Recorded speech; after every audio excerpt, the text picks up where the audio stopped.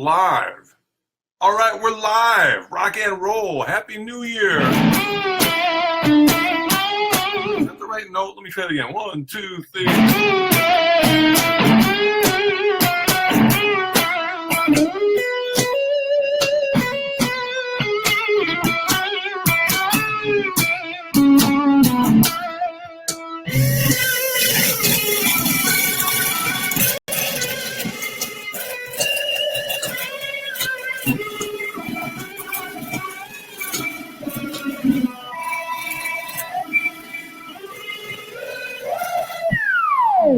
Oh my goodness, that silly drill stuff. Hey everybody, this is Paul Gilbert. I'm here at my home studio, and my job today, it's a good job, to tell you about my online rock guitar school at ArtistWorks. And I've been teaching there for almost 6 years, and I've done almost 6,000 video exchanges. What is a video exchange? Let me tell you, that's what keeps this site alive and breathing and exciting. And well, there's little things going. There's little things going on at the bottom of my screen, but I'll ignore those. So basically, ArtistWorks, Rock Online Guitar School. What is it? I'll explain to you if you haven't been there. It's the first thing I did is I shot a whole complete video course of how to play rock guitar from the very beginning. Actually, the first couple lessons I played left-handed, so I would know what it felt like to be a beginner at the guitar. And but pretty quickly I turned it back over normal for me, and got into the meat of bending strings and playing rhythms and doing solos and all the important stuff for making rock and roll come out of your guitar. And but that's just the beginning. Anybody who signs up to the course, of course, they can go through those videos, but they can also send in what's called a video exchange. And a video exchange is two things. It's the student sending in a video of themselves playing, asking a question about maybe a lesson in the course, or really about anything. I'm pretty flexible. I'm happy to hear any question you've got. And then the second half is my reply. And these do not happen in real time. And believe it or not, it's better that way. At least it's better for me, because I get a little time to think of a better answer. My responses, I think, are actually superior when they're not in real time, because I get a moment to think about it and to come up with a good answer for the question. And then those two videos, the question video, the answer video, they get paired together, put on the site. I title it with something, so hopefully it can be found in the future. And not only the student who asked the question can see it, but everybody who's on the site can learn from my answer as well. So in the nearly 6 years that the site has been open, again, like I said, I've done almost 6,000. Maybe I have done 6,000. I just don't know it yet. I haven't counted lately, but then well over 5,000 of these video exchanges. And I just love doing this. It's so much fun, and I'm inspired. I learn things, and hopefully the students, I think they are inspired as well. I mean, that's the whole idea, I suppose. But I just get the residual effect. So let me give you an example. I had I'll share one lesson that's stuck in my memory. The other day, the student sent in a lesson, and he was picking as fast as he possibly could, and I wanted to. I thought his speed was great, but I wanted to try to improve the tone of his picking, and because really that's a lot of what you can get fast things with your left hand. And that's, it's the pick really just adds a tone to it. And so I wanted to help him with his tone. So I actually came up with a lick that is hard to play really fast, but makes you concentrate more on the tone. And it's an E minor. And I start off all my lessons with a count. I find something to stomp on. I've got a trusty piece of wood. And just so you know, also I've got my video studios back there. I actually have professional lighting and a professional background. And this is just my office space. So when you get on the site, my videos look better. But anyway, let me see if I remember how this went. It was Yeah, something like that. So 1, 2, 3. It was a six note phrase. 1, 2, 3, 4, 5, 6. 1, 2, 3, 4, 5, 6. 1, 2, 3, 2, 2, 3.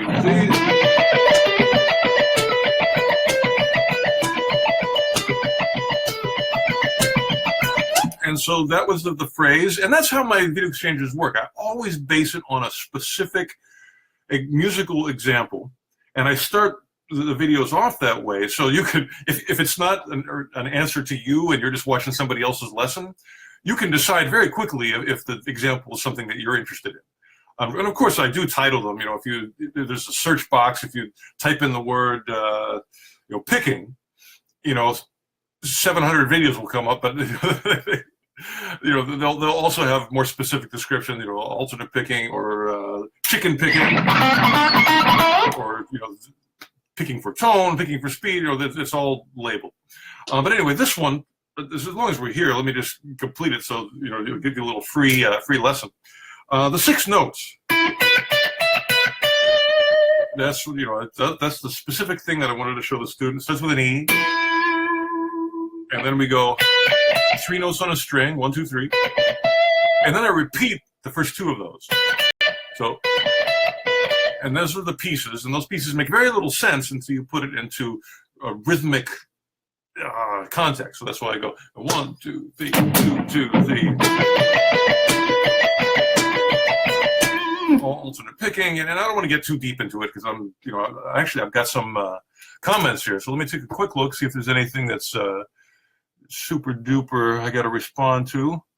Well, you guys are saying nice things about me. Thank you very much. Not enough guitars in my room. That's true. I've got more in the other room, and there's a bunch over here. But you can never have too many guitars. All right. So that's an overview. Let me think of other things that from having done this for 6 years, I've learned so much about the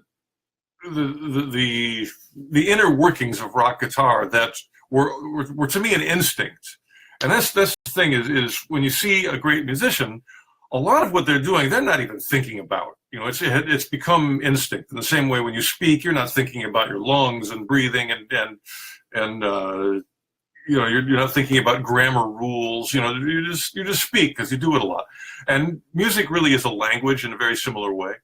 And so in order to teach it, I've had to learn a lot of things that I knew instinctually, but I had to figure out how to explain them so someone who doesn't have that instinct yet can get it. And I think that's one of the most important things that I've learned as a teacher and that I can be helpful with is to give someone the instincts of rock guitar so that they can enjoy it. They don't have to think about it, and they can just make the sound happen. And one of my goals is to make, or one of the most important instincts, I should say, is to be able to play with a lot of force. Have your hand in the air but still have control of the instrument. And so things like just playing one note. Until that feels good already. This guitar's got 6 strings. Some of them have more. To be able to blast away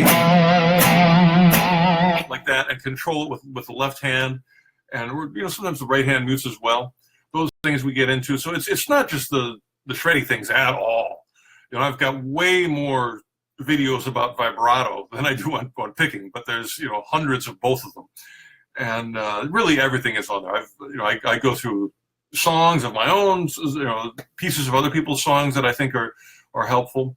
And so much of it is inspired by what the questions that I get from the students. Again, some of them are based on lessons in the course, and so many of them are just whatever the student happens to be into. Rock is a big genre, so there's a lot to pull from. And sometimes we even get into fusion things, or jazz, or blues, or classical. We dip our toe into other musical styles. Let me see if I got any other good messages or questions. Let's see. Well, someone said that my lessons have helped you very much. Thank you, Sonny. All right, let me show you something else. I've got, speaking of guitars in the room, I couldn't resist bringing this one over. So, unplug. Check out my pink DiMarzio cable. We're going to unplug this one, and we're going to plug in this guy. This is This is an Ibanez guitar. I hope you can still hear me when I get far away from the mic. This is a new short scale Ibanez, so there's no excuses for not having long stretches anymore because the neck's shorter. And I put 3 strings on it, and I tune them all to E, and it means that I can do one lick, but it's the most ferocious lick, so I'm going to show you. You stretch out like a triad, and then you can do that on every string. And then, you know, you just do hammer on the pull-offs and go quick.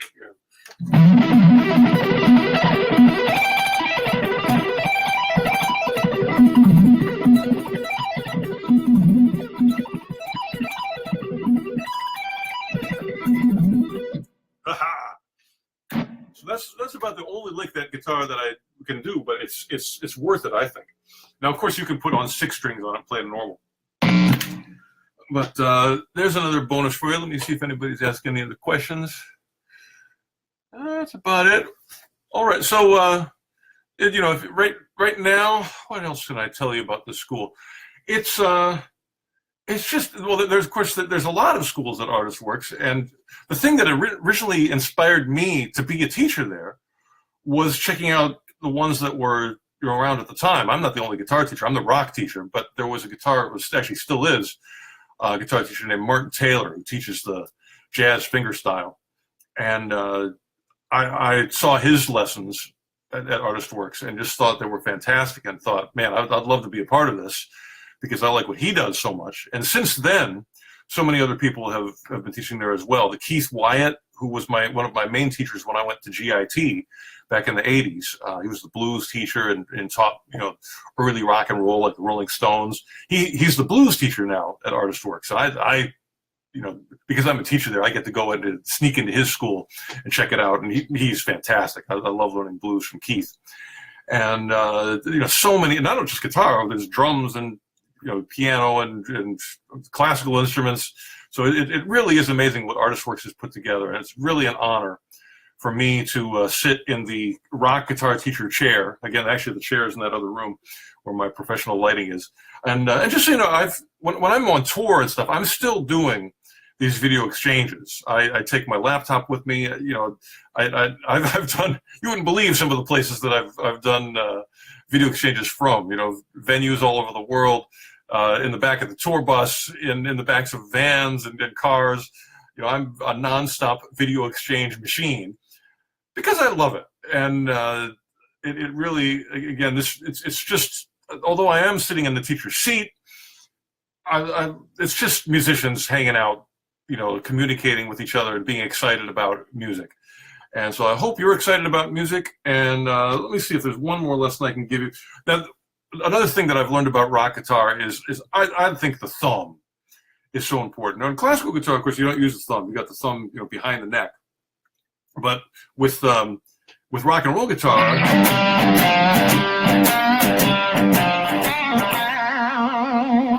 the thumb, you get to play a note with it, or you can just use it for muting. And when I played that note, my thumb's over the top to help keep it clean, and it just gives you cool bending. You can't get that behind the neck. It's a different thing. Of course, sometimes, you know, there are exceptions when I do big stretchy things. You know, that's impractical to get the thumb over, but you know, for most stuff it is. And so I've probably got, you know, 250 videos about the thumb. I've got videos about how to get into stomping, because that's a whole you know, coordination aspect and helps your rhythm enormously. One of my favorites is Summer Breeze by Seals and Crofts.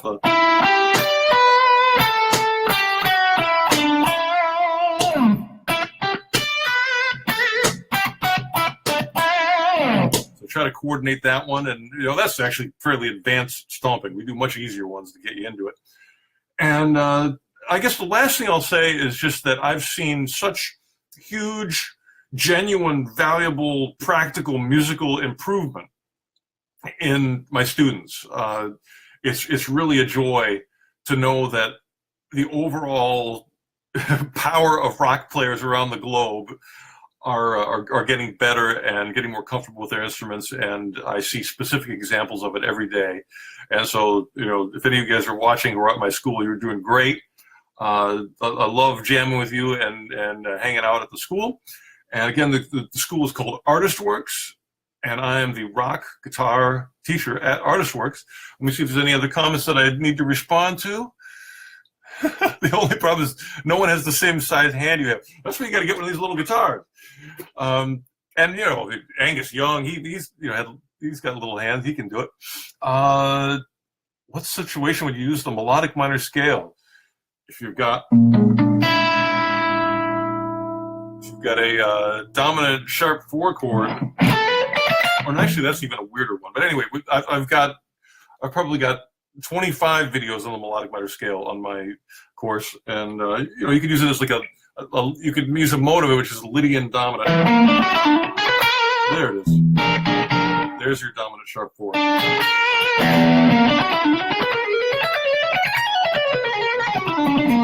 It's pretty unusual in rock, but it's still a question that I will answer.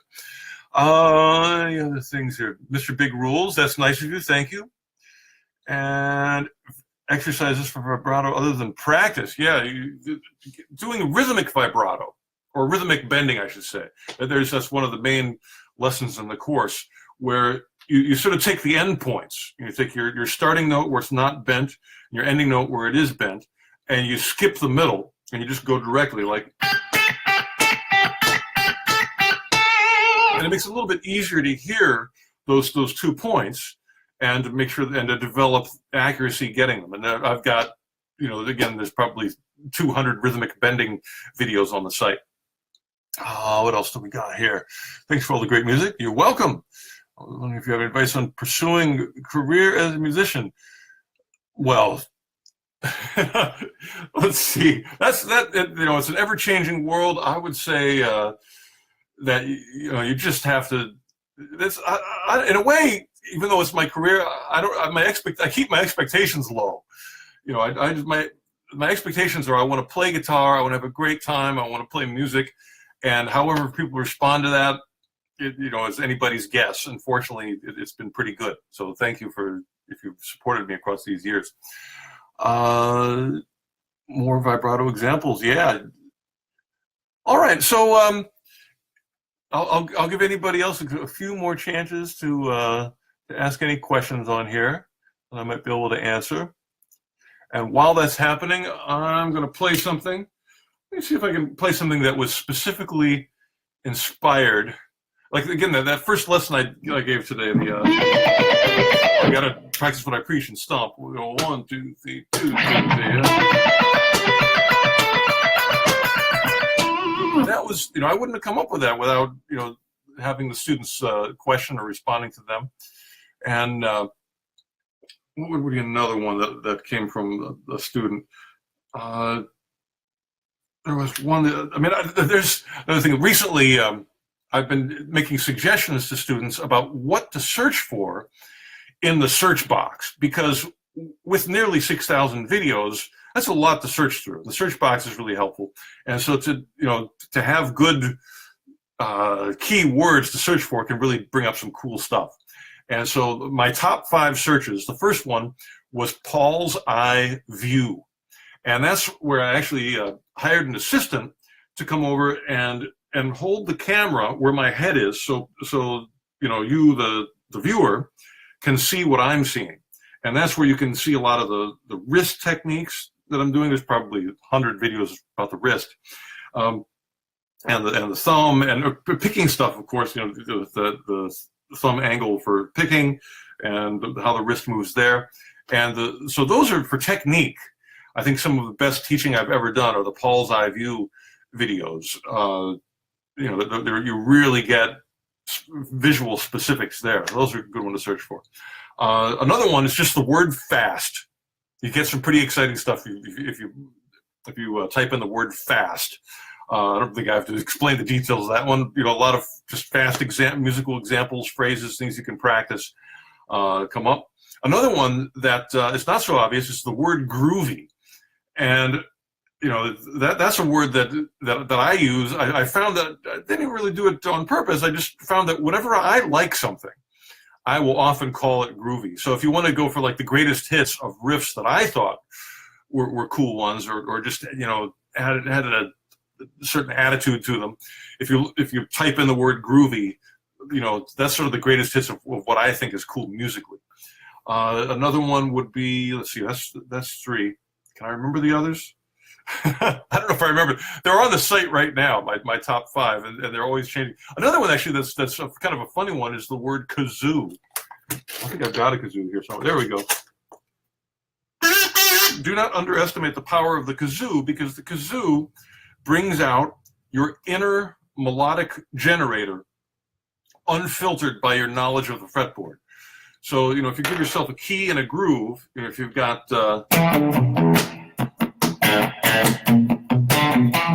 that's your groove and your key, then, you know, what's you know, of course, guitar players, we're visual. You know, we think about, okay, I know what E looks like, so I might go.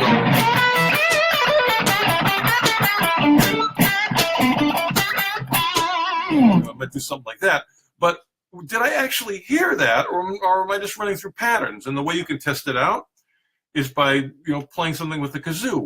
You can test out what you're actually hearing. So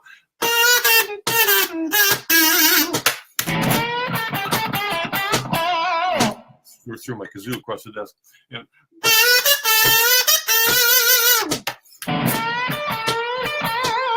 And so I've even got videos about, you know, how to use the kazoo to, first of all, see what's in here in your inner melodic generator, and then find it on the guitar. And that's really gratifying when you can actually play what you're hearing in your head. And it's sometimes scary to find out how little is in there, at least for me. Sometimes there's nothing, and and that's where ear training comes in, and you got to actually put some content inside there. It's certainly more than visual playing an instrument. All right, am I going too long here? Let me see what else anybody's writing on. What modes besides Ionian do I use? It's surprising that I use Ionian very little. In fact, from teaching, I've sort of got my own concept of melody that's much more based on the major blues scale and how that relates to everything. But that's if you type in major blues scale, all those videos will come up. You're a monster at what you do. Thank you very much. You'd be willing today to give up training and apply yourself to a new guitar genre. Oh, I don't think of it that way. I just, you know, I just love music. And, you know, if anything, every day I get up, you know, I get out of bed and I've got a song in my head, and I either, you know, if the piano's on the second floor of the house, so sometimes I'll come to that first and play a song, or I'll come downstairs and play a song. But that's the thing, is not only are there solo things on the side, there's a lot of rhythm guitar playing, a lot of chords, and, you know, how to use a G major 6 chord in your writing, and where that occurs, you know, basically. So, you know, I don't want piano players to always be smarter than us, you know. So there's a lot of piano songs that I've translated to guitar on the site, you know, that you can search for. When I write a song, do you record just jamming and work it out later? Yeah, sometimes. You know, the song's got to start somewhere, so you just get a seed of it and build it from there. And there are certainly a lot of songwriting videos as well. Really, with 6,000 videos, just about everything. Let's see. When Jimi Hendrix played a kazoo, that's true. The crosstown traffic. And George Benson would be proud. I'm getting good responses from the kazoo. Let's do a little bit more. What's that? What key is the Hendrix song?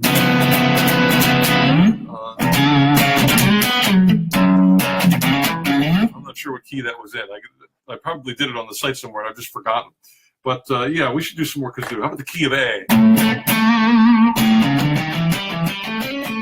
And this will sort of, I'll respond to the Ionian question, because the Ionian, what would be a good Ionian melody? Maybe Peter and the Wolf. What is that one?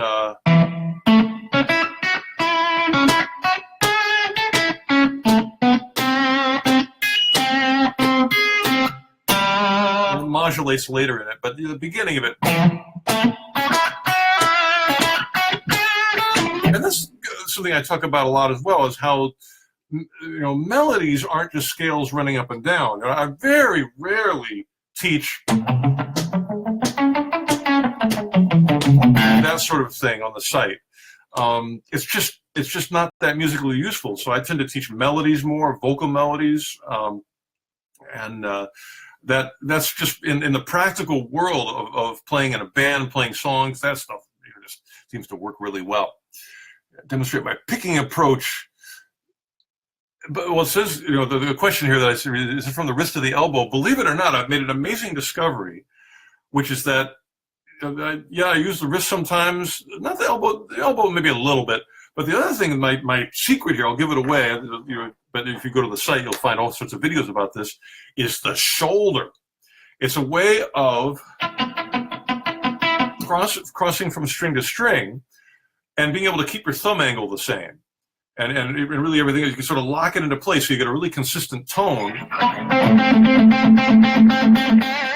And you can just use your shoulder. You don't necessarily have to use it exclusively, but it just for that little extra turbo boost to bring the shoulder in and pull it back. And an example of that, I just gave a lesson on Beethoven's Fifth, or it's actually in C minor, I think. And then it's sort of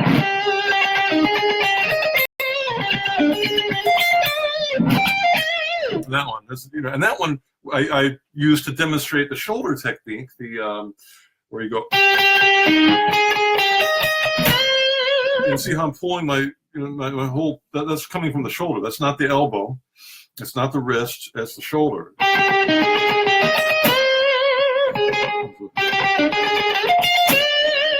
And that's I think that's a nice musical way of developing that technique. But again, I don't know if there's hundreds yet, because it's a newly discovered secret I found. Maybe there's 50 shoulder videos.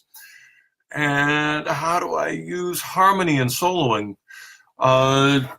That's actually one great way to do it is sort of to reverse engineer melodies that you already know or you already like. So if there's a melody that you think is cool. And a lot of times I take vocal melodies because vocalists tend to be more melodic than guitar players.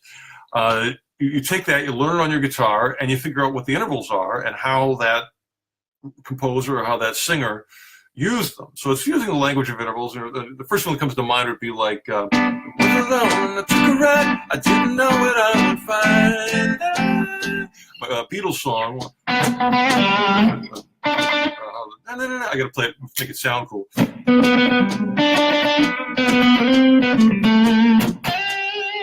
And right there, you can really see that it's chord tones. It's major third to the root, and the fifth to the third, and then a little thing to the sus, or the fourth, straight down the scale, and then it hits a big jump to the octave. So you go through melodies that you love and you figure out what they used, and that's how you can see how much they used chord tones, how much they used other stuff. And how long did it take to learn Randy Rose material? I wasn't counting the time. And that's I talk about practicing as well on the site. And I've got, I think, a really different philosophy than okay, we're going to practice this scale for 10 minutes and this arpeggio for 5 minutes, that sort of thing. I concentrate much more on trying to sound good all the time and developing your ear and your sense of, I wouldn't call it self-criticism, but your love of sounding good. So everything you practice, you're training the muscles of your hands, you're training your technical habits to be things that sound good, rather than like sort of looking at the clock and waiting for it to be over. So, to me, that's the thing. I had to do that the first year. I think for beginners, there's in a way, there's no way to avoid sounding bad a little bit when you're first starting out. So that's just sort of the curse of the beginner. But if you've been playing for a year or 6 months, you should have a couple things that are starting to sound good. And I really try to get everyone to sound good right away. So I tend, when I listen to a guitar player, I tend to look for if there's something that doesn't sound good, I try to fix it. And if there are things that sound good, I try to do more of that. and just get in the habit of sounding good all the time, because that'll, first of all, it's a nice result. Second of all, it'll train your hands to do the right stuff. And if you're just, looking at the, to use a metaphor, if you're driving, you're only looking at the speedometer, you're going to crash into stuff. And I'd encourage everybody to look through the window and look at, keep your eyes on the road. And that's the equivalent of listening, making sure you sound good. All right, so let's see, what can I leave you with today? How about I'll just do a little jam, because that's one of the most fun things. I'll try to play what I hear in my head. Today I'm going to play in the key of B. I'm feeling B, and what's my tempo? You got to know your tempo and your groove before you start. That's important.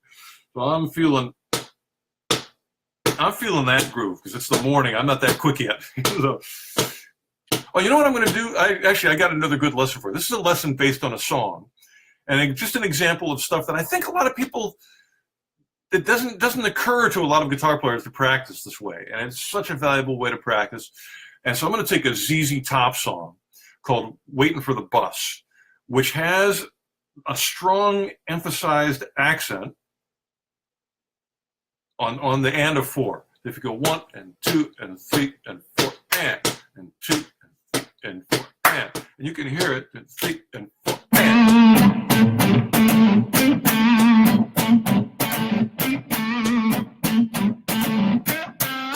So that's the groove.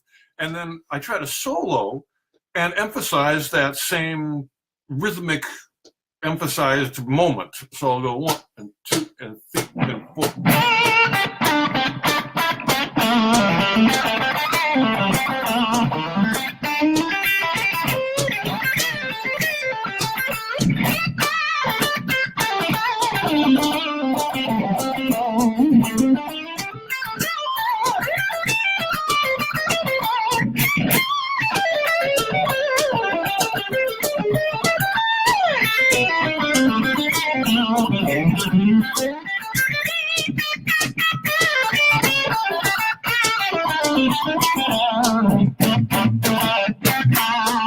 And to be able to hit those rhythmic targets, it just feels so good.